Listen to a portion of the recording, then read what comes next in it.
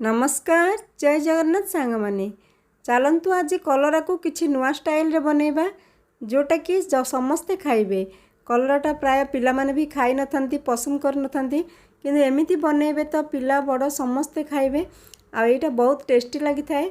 गोटे जगार दुई थाली भात आपण माने खाई परिबे एमिति भजा कले कलरा माने पखाळ सहित पखाळ मध्य आ रुटी भात डाली सबू माने डाली भात सहित मध्य एमिति करी खाई परिबे। आ देखंतु कलरटा को मु केमिति काटुची आगुरु काटिकी सेगुडी सब रखुची तो आपण मानकु देखै दउची। आ तो वीडियो को पूरा लास्ट पर्यंत बनी रहंतु। जदि आपण मानकु भल लागिबो लाइक टे कर देबे। तो सांग माने कलर सब बेले मु एटा एमिति जो तार मंजीटा को बाहर कर दे एटा डाइजेशन पई प्रॉब्लम होइता है आ गैस भी होइता है। तो मु मंजीटा को सब बेले कलर बाहर कर देथि आ देखंतु एमिति पूरा बाहर कर देबे। आ एथिरे मसला भरिकी भी छाणी थांती किंतु आज मु अलगा प्रोसेस रे नुआ स्टाइल रे आपण मानकु काटिकी देखिबे। देखंतु पूरा मंजीटा को आमे बाहर कर देले तापर एटा को पूरा एमिति पतला पतला काटिबा। आ बहुत बढ़िया ई माने रेसिपीटा लागिला। आपण माने बनेबे बेसी पिता भी लागिबोनी कलरटा टेस्टी लागिबो आ समस्ते खाइबे डाली भात सहित आ माने रुटी सहित मध्ये एटा खाइ परिबे। देखंतु केते सुंदर पूरा पतला पतला काटि देइछि। आ किछि नुआ स्टाइल रे आमे जदि एमिति ट्राई करिबा सब बेले सेम प्रोसेस रे भाजीबा आउ सेम प्रोसेस रे खाली खटा मिठा साकरा न भजा एमिति करिबा तो पिला माने खाई न थांदी प्राय। तो एमिति कला पर आम घर समस्ते खाइतिले। तो आपण माने वीडियो को पूरा लास्ट पर्यंत बनी रहंतु। तो सेटा देखंतु सब काटि देली तापर टिके मु लूण पके दोछि। आगुरु तो धोईकी काटिथिली तापर टिके लूण देइकी एटा गोळेइकी रखि देबी। देखंतु 15 मिनिट खंडे एमिति एटा को छाडी देबा। तो तापर मु एथरे पुणी टिके पानी पके दिछि आ एटा को बाहर कर देबा धोईकी लूण पकेकी जो रखी तापर मुझे माने 15 मिनट छाड़ला पुणी से टिके पानी देदेली सेटा को छाणी दउची बाहर कर दउची। एथिरे कौन कह बेसी जो पिता लगी कलराटा तार टिके कमी जीवो। देखंतु किंतु बेसी कमिबनी भल लागिबो। आउ जदि आपण माने बेसी पिता खाइबा को पसंद करंती खाइ मध्ये पारिबे। तापर आमे एटा को कोन करबे टिके एमदम टावा रे एथिरे डोसा बनउतरी सेही टावा रे ही टिके एटा को भाजी देबा। तो एमिति भाजिकी आपण माने बहुत दिन पर्यंत मध्य फ्रिज रे रखि परिबे। आ जते बेले कलरा रेसिपी करिवे सेते बेले बाहर करि परिबे। ए प्रोसेसटा करिके जदि बेसी कलरा आपनक पाखरे अछि एमिति करिके फ्रिज रे आपण माने गोटे माने डब्बा रे हो टिफिन रे हो रखि परिबे। जोटा कि तापरे आपण माने जते बेले ए रेसिपीटा बनेबे कलरा बाहर करिके बनै परिबे। बेसी खरा जदि आपनक पाखरे माने आसुथबो बारी को तो खरार मध्य सुखै परिबे। किंतु एटा मु टिके टावा रे अल्प टिके तेल देके एटा को भाजी दोची टिके मोड़ी हे जिवो।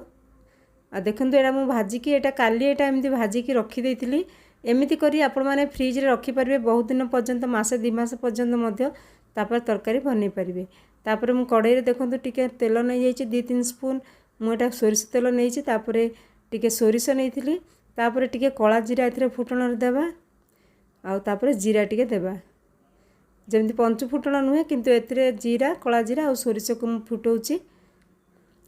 आईटा फुटणा टिके भाजी देबा। तापर आम एथिरे चिरा लगे कि रखिथिले देखंतु कंचा लंका आपण माने जेतिकी राग खाउछन्ती से हिसाब रे पकई परिबे। कंचा लंका मु टिके एथिरे पकई देली टिके भूसंग पत्र पकई देली। आ एटा टिके खट्टा चटपटा पूरा लागिथिला स्पाइसी आ बहुत बढ़िया टेस्टी मध्ये लागिथिला। तापर प्याज गोटे काटिकी रखिथिले तो सेटा पकई देबा। सांग माने कौन सी जिनस मध्य आमे केबे केबे नुआ स्टाइल जदि बनेबा पिला माने खाइबा पई पसंद करथांती। तो देखंतु टिके हळदी पके देबा कलर पई बेसी पकेबानी आ टिके मोथे स्वाद अनुसार लूण पके दोची। आगुरु सेथरे टिके लूण पकेइथिली तथापि देखिकी आपण माने स्वाद अनुसार लूण पकेबे कारण सेटा आमे धोई भी देइथिले। तो तापर जो भाजी की रखितबा एमिति एई कलरटा को पके देबे। जदि आपण माने रखिबा को चाहुचंती एमिति प्रोसेस करके रखि देइथिबे गोटे डब्बा रे तापर जत्ते बेले बनेबे एमिति बाहर करके जे कोनोसी रेसिपी बनै परिबे। तो तापर देखंतु एटा भाजी हे गेलानी। आगुरु तो टिके भाजी हे जाइतिला तथापि मसला तार राग लूण पानीटा ता भितरे पसिबो। तापर आमे सेथिरे मु एथिरे चिकन मसला दे देइछि। आपण माने गरम मसला हो मीट मसला हो जे कोनोसी मसला घर थिबो देइ परिबे। मोटे चिकन मसला टिके एथिरे दे दोछि। आउ लंका गुंड कि किछि पकोनी कोन पे ऑलरेडी एटा कंचा लंका पके देछि राग होइछि ताउ कंचा माने लंका गुंड पकोनी। जदि आपण मैंने चाहिए ए लंका गुंड पकई पारे। तो तापर आम यहाँ को भल कि भाजीदेवा सीझीगला आ बहुत बढ़िया। तापर मुझे गोटे टमाटो काटिकी रखी थी पकईदेवी। टमाटो टे खट्टा लगे आउ स्पाइसी लगे टे पिता लगे आ बहुत बढ़िया टेस्ट लगे।